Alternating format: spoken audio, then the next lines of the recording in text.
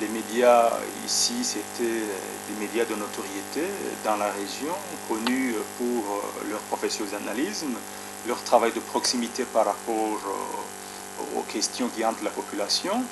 Ce canal qui sait informer la population sur les politiques publiques, qui sait aussi demander aux exécutants des politiques publiques comment ils sont en train de mettre en œuvre, comment ils sont en train de répondre aux préoccupations de la population. Donc ces médias-là, avec la crise survenue en 2015, ils ont été perturbés.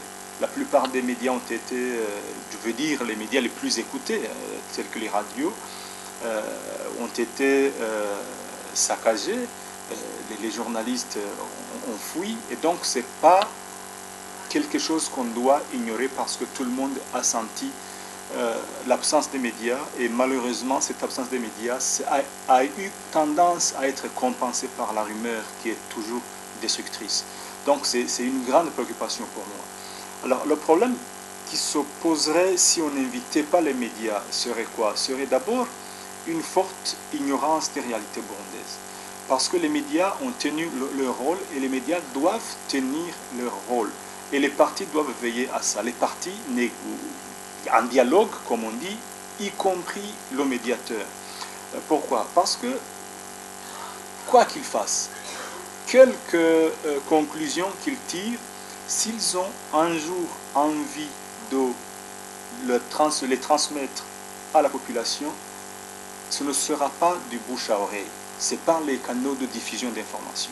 Et les canaux de diffusion d'informations doivent être dans son contexte des canaux rassurants, c'est-à-dire menés par des professionnels. Si on laisse ce travail à des réseaux sociaux, à des colporteurs de rumeurs, évidemment, le message sera 1 million de fois altéré et donc ce ne sera jamais le bon message. Donc les médias sont des canaux privilégiés pour acheminer les conclusions des pourparlers et veiller à ce que ce qui a été dit, ce qui a été promis soit mis en œuvre. Dans tous les cas, demande des comptes pourquoi on n'est pas en train d'exécuter ce qu'on a promis.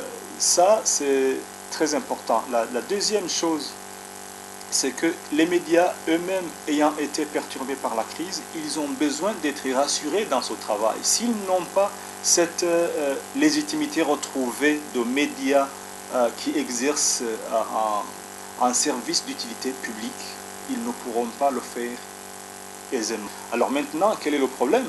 Le problème, si on se trompe sur le choix des délégués des médias, c'est un autre problème. J'ai appris qu'il y a eu un représentant des médias pour ce dialogue qui s'est tenu à Arusha, mais je sais aussi qu'il y avait eu un autre représentant lors du premier prise de contact qui s'est tenu à Kampala. Alors maintenant, qu'est-ce qui s'est passé pour que le visage change? Est-ce qu'il y a eu remise en cause du premier? Est-ce qu'il y aura remise en cause du second? Est-ce qu'on peut harmoniser et demander à la profession de dire, précisez-nous qui vous voulez qu'il vous représente et quel message vous lui donnez? Entendez-vous? Donnez-nous 3, 4, 5 personnes, je ne sais pas. Mais que la tâche de choisir le représentant des médias revienne aux professionnels des médias. J'ose espérer que, puisque ce n'est pas clôturé et qu'il y aura d'autres rencontres dans l'avenir, on prendra en compte la place des médias et leur rôle dans l'avenir.